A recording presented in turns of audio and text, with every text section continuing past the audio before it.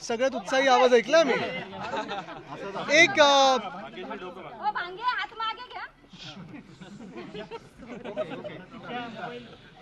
आपण पाहिलं असेल आत्ताच वेताळ टेकडीला आम्ही इथे व्हिजिट केलेली आहे. वेताळ टेकडीच्या इथे बेताळ जो विकास चाललेला आहे किंवा विकासाच्या नावाखाली जे डिस्ट्रक्शन चालू आहे, मला वाटतं ते थांबवण्याची गरज आहे. कुठेतरी विचार करणं गरजेचं की नक्की आपला काय हेतू आहे आणि काय आपण ह्याच्यातून साधणार आहे. महत्त्वाची गोष्ट हीच आहे की विकास करत असताना विकास हा शाश्वत झाला पाहिजे. पुढची 50 वर्ष 100 वर्ष कसं टिकू शकेल हे आणि पर्यावरणासोबत विकास कसा होऊ शकेल हा विचार आपण करणं गरजेचं आहे. झालं असं आता की साधारणपणे गेल्या 6-7 महिन्यांमध्ये अनेक वेगळ्या ठिकाणी विकासाच्या नावाखाली एक तर भ्रष्टाचार किंवा अनियमितता आपल्याला दिसत आहे. विकासाचा विचार न करता आणि स्थानिक जनतेचा विचार न करता लाठीकाठी असेल, दमदाटीनी असेल, विकास आणि विकासाच्या नावाखाली हे सगळे जे काही. मेरी माताजी आदरणीय निर्मला देवी जी, उन्हें कभी भी कष्ट होता था तो वो होम्योपैथी मेडिसिन लेती. होम्योपैथी जो है तकलीफ जड़ से निकालती है, उसके लिए वो फेमस है. नम्मा होम्योपैथी आरोग्य संजीवनी. प्रकार चालू आहेत ते भयानक आहेत. वेताळ टेकडी असेल, रिव्हरफ्रंट डेव्हलपमेंट असेल, हे दोन्ही प्रोजेक्ट्स पुण्यामधले असतील, मुंबईमध्ये आरेचा असेल, परत नांदगाव येथे वारेगाव गावात जो फ्लायसचा प्लांट त्यांना सुरू करायचा आहे, ह्या काही गोष्टी असतील, बारसू असेल, इथे सगळीकडेच आपण बघतोय की जनता विरुद्ध हुकुमशाही हे असं सगळीकडे आपल्याला एक राजवटीच्या विरुद्ध ही भूमिका दिसत आहे. माझं एवढंच सांगणं असेल की जे कोणी हे प्रोजेक्ट करत असेल, मग PMC असेल किंवा इतर कोणी असेल, त्यांनी स्थानिक जनतेचा, स्थानिक नागरिकांचा आवाज काय आहे, नक्की त्यांची चिंता काय आहे, काय हरकती आहेत, हे ऐकूनच पुढे त्यांनी पावलं टाकावी. नाहीतर आक्रोश आहे तो जनतेचा रस्त्यावर दिसायला लागलेला आहे.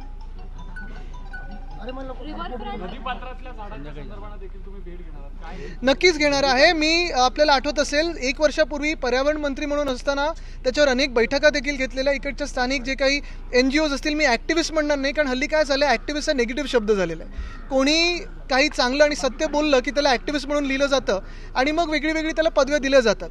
पण महत्त्वाची गोष्ट हीच आहे की विकास असं मी सांगितलं होत असताना शाश्वत विकास कसा व्हावा.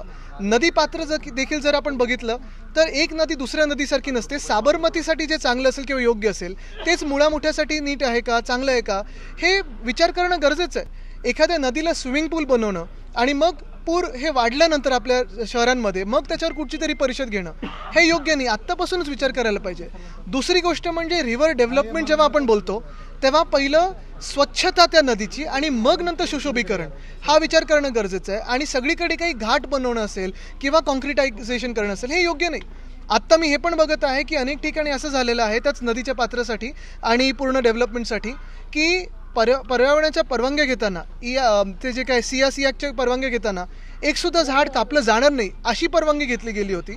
आणि आता मला वाटतं 6,500 की 7,000 झाडं ह्या पुण्यामध्ये कापली जातील. मग 5-6 वर्षानंतर महानगरपालिकेला आणि राज्यकर्त्यांना आठवेल की अरे आता प्रदूषण वाढलेलं आहे, मग काय करायचं, तर कॉन्ट्रॅक्टरचे स्मॉक टॉवर घ्या.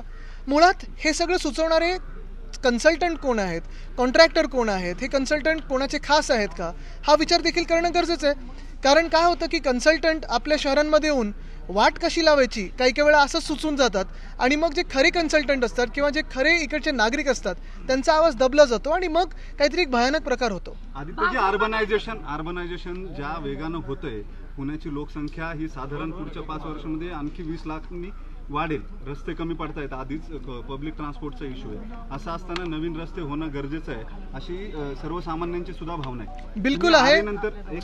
आरेनंतर आणि किंवा इतर प्रकल्प सुद्धा, नदी सुधार असेल किंवा वेताळ टेकडीच्या बाजूने जाणारा रस्ता असेल, ही शहराची गरज आहे येत्या काळासाठी सुद्धा. बिलकुल आहे. असताना हा विकास थांबवायचा का, हा सगळ्यात महत्त्वाचा प्रश्न आहे. याला जोडून मोजक्याच लोकांच्या मागणीसाठी अशा पद्धतीने विकास कामं थांबवणं कितपत योग्य असणार? बिलकुल आहे. मी ह्याच्यात दोन्ही उत्तर आपल्याला देतो. मोजकी लोक जरी असतील किंवा एक व्यक्ती जरी असेल, ती जर बरोबर असली तर तिचा आवाज लोकशाहीमध्ये ऐकणं गरजेचं आहे. लोकशाही असेल किंवा हुकुमशाही असेल, कोणाची राजवट असेल, महत्त्वाची गोष्ट हीच आहे की जे योग्य आहे त्याच्यावर नीट विचार करून करणं गरजेचं आहे. आत्ता जर आपण पाहिलं तर ह्याच्यात 2-3 गोष्टी ज्या आढळून येतात आपल्याला. एक म्हणजे जी RTA मधली उत्तर आहेत आणि जी सर्वसामान्यांमध्ये महानगरपालिका उत्तर देत असेल किंवा काही राजकीय नेते उत्तर देत असतील त्याच्यात तफावत आहे, त्याच्यात अंतर आहे. दोघांची उत्तरं ही एकासारखी दुसऱ्याला मिळत नाही आहेत. दुसरी गोष्ट म्हणजे अर्बनायझेशन हे वाढत चाललेलं हे आपल्याला मान्य करायलाच लागेल.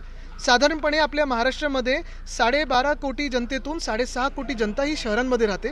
तरी देखील 44 शहरही आपण जी समजतो त्याच्यात अर्बनायझेशन म्हणजे नक्की काय हा विचार करणं गरजेचं आहे. जर जागतिक स्तरावर बघितलं आपण सगळ्या डेव्हलप्ड कंट्रीजमध्ये अर्बनायझेशनमध्ये उद्यानं पार्क्स चांगली येतात, गार्डन्स मोठी येतात, अर्बन फॉरेस्ट येतात, लो एमिशन झोन्स येतात. आता इथे मेट्रो होते. जर मेट्रो होत असताना जर तेव्हा नारळ फोडताना सांगितलं गेलं होतं की मग रस्त्यावरच्या गाड्या कमी होणार आहेत, मग वेगळ्या पुलाची गरज काय? बरं, दुसरी गोष्ट हीच आहे की ह्याच्यावर ट्रॅफिक स्टडी नीट झाला आहे का? PMPL सारखी जे बसची सेवा आहे ती वाढवून, जसं मुंबईमध्ये आम्ही विचार करत होतो 10,000 BSTच्या इलेक्ट्रिक बस घ्यायच्या, तसं पुण्यात होऊ शकतं का? ह्या सगळ्या गोष्टींनी मला वाटतं मोबिलिटी प्लॅन एक निर्माण करून ट्रॅफिक स्टडी करून पारदर्शकपणे जे काही असेल ते लोकांसमोर आलं पाहिजे आणि लोकांना जे मान्य असेल ते झालं पाहिजे. त्याच्यात जसं मी सांगितलं की एका जरी व्यक्तीचा आवाज योग्य असेल तो आवाज ऐकला गेला पाहिजे. ठीक है, हिंदी में वही भूमिका रहेगी. आपण बारसूचं आज उद्धव ठाकरे बारसू मध्ये गेलेले होते तुम्ही बारसूला जाणार आहात का, किंवा तिथे रिफायनरीच्या बाबतीमध्ये डबल स्टँडर्डचा आरोप तुमच्यावरती होतो? एकच मी दुरुस्त करीन. आपण सांगितलं पॉलिटिकल प्रश्न, तर मला वाटलं पॉलिटिकल येईल, पण बारसू आमच्यासाठी पॉलिटिकल नाही आहे. बारसूची देखील भूमिका स्पष्ट आहे. आपल्याला आठवत असेल जेव्हा नाणारला विरोध झाला स्थानिक जनतेने केला, तो योग्य होता. तिथून आपण नाणारवरनं ती रिफायनरी हलवली. तरी देखील एक प्रयत्न होता की रिफायनरी महाराष्ट्रात आपण आणू शकतो का, कुठच्या वेगळ्या जागी नेऊ शकतो का. तेव्हा बारसूची जागा साधारणपणे आपण विचार केलेला की ही योग्य असू शकते. जेव्हा पत्र लिहिलं त्याच्यानंतर देखील प्रोजेक्ट प्रॉपोनंटला आणि MIDCला मुख्यमंत्री म्हणून उद्धव साहेबांचं थेट सांगणं होतं की जो काही प्रोजेक्ट असेल तो लोकांसमोर पूर्णपणे प्रेझेंटेशन झालं पाहिजे. जनतेला जर मान्य असेल तर तिथे करू, नाहीतर दुसरीकडे हलवायला लागेल. आत्ता पण भूमिका तीच आहे. आणि महत्त्वाची गोष्ट हीच राहते की कुठेही, जसं मी सांगितलं, आरे असेल, वेताळ टेकडी असेल, रिव्हरफ्रंट डेव्हलपमेंट असेल, बारसू असेल किंवा कुठचीही जागा असेल, लाठीकाठी लोकांवर चालवून, आपल्याच नागरिकांवर चालवून, अश्रुधूर सोडून विकास हा होत नसतो.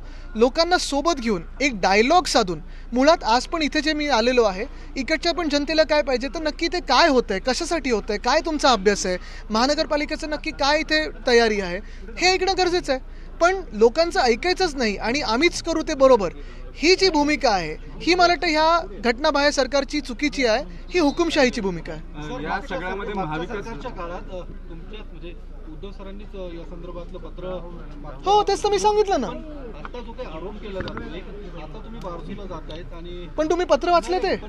त्या पत्रात असा आरोप केला जातोय की म्हणजे नितेश राणेंनीच आरोप केलेला आहे. शी त्यांना उत्तर देतच नाही मी, त्या पातळीला जात नाही. पण एकच आहे, त्या पत्रात तुम्ही वाचलं असेल तर कुठेही जनतेवर लाठीकाठी चालवा, दादागिरी करा, जसं ते बुलेट ट्रेनसाठी आदिवासी महिलांना घरातून बाहेर खेचलं गेलं, असं कुठेही महाविकास आघाडीच्या काळात झालं नाही.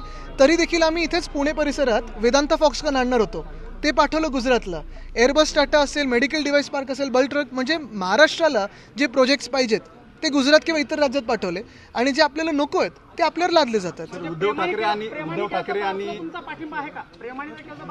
जिथे जनता उभी राहील तिथे आम्ही त्यांच्या सोबत उभं राहू.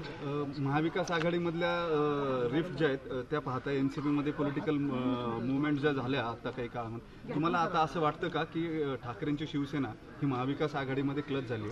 आपण पाहत असाल महाविकास आघाडी ही कुठच्याही पदासाठी नाही, खुर्चीसाठी नाही, तर ह्या देशातली आणि या राज्यातली संविधान आणि लोकशाही पद्धती जी आहे ती वाचवण्यासाठी आम्ही एकत्र आलो, त्याचं रक्षण करण्यासाठी एकत्र आलो आहे. आत्ता कुठेही मला वाटत नाही महाविकास आघाडीमध्ये काही आपण पाहताय रिफ्ट आहे. सभा चांगले मोठ्या होतात. आता उन्हाळ्यासाठी आम्ही पुढे पावसाळ्यात घेऊ सभा किंवा उन्हाळ्यानंतर घेऊ. पण महत्त्वाची गोष्ट हीच आहे की महाविकास आघाडी ही वज्रमूठ सभा जी होती ती संविधान आणि लोकशाहीच्या रक्षणासाठी होती. कमिटमेंट्स इतर पार्टीजच्या तुम्हाला वाटतं का की त्या अप टू द मार्क आहेत? ज्या 50 खोक्यांसारखे आमच्याकडे कमिटमेंट नसतात. जे कमिटमेंट घेणार होते ते गेले पलीकडे, जे घेणारे असतील ते पण जातील पलीकडे. महाविकास आघाडीमध्ये असं मी म्हणतो आपण पाहत असाल महाविकास आघाडी भक्कमपणे काम करत आहे. महाविकास आघाडी जरी भक्कम असली तर दुसरीकडे अजितदादा मात्र अजूनही त्यांची नाराजी. मी पक्षावर जे मी सांगतो की आता महाविकास आघाडी, आपण त्या दिवशी पण मुंबईत पाहिलं, सगळ्याच नेत्यांनी एक सुरात सांगितलं की या संविधानासाठी आणि लोकशाहीसाठी आम्ही एकत्र आहोत. एक गुफत कालपासून येत आहे मुख्यमंत्री तेजस ठाकरे आणि तुमच्या ते काय खरं आहे का ते? असं कुठच्या कोणी काय ट्विट करेल आणि त्याच्यावर आपण विश्वास ठेवणं मला वाटतं. कार्यकर्त्यावरती गुन्हे दाखल केले जातात. शिवाजीनगर पोलिसाला जुने जे प्रकरण आहे ते पुन्हा बाहेर काढून गुन्हे दाखल. आपण पाहताय संपूर्ण महाराष्ट्रामध्ये अनेक शिवसेनेच्या कार्यकर्त्यांवर, शिवसैनिकांवर गुन्हे, हे जुने असतील, नवीन असतील, काही खोटे गुन्हे असतील, हे दाखल केले जातात. असंही झालेलं आहे ठाण्यामध्ये की ज्या रोशनीताईंवर लाथा मारल्या गेल्या त्या त्यांच्या या मिंदे गँगच्या गुंडांकडून, रोशनीताईंवरच केस झालेली आहे. तर मुळात आपल्या राज्यात लोकशाही असेल, संविधान असेल किंवा कायदा सुव्यवस्था असेल, ही आहे की नाही हा मोठा प्रश्न झाला आहे. धन्यवाद. विकासाचा ध्यास म्हणजे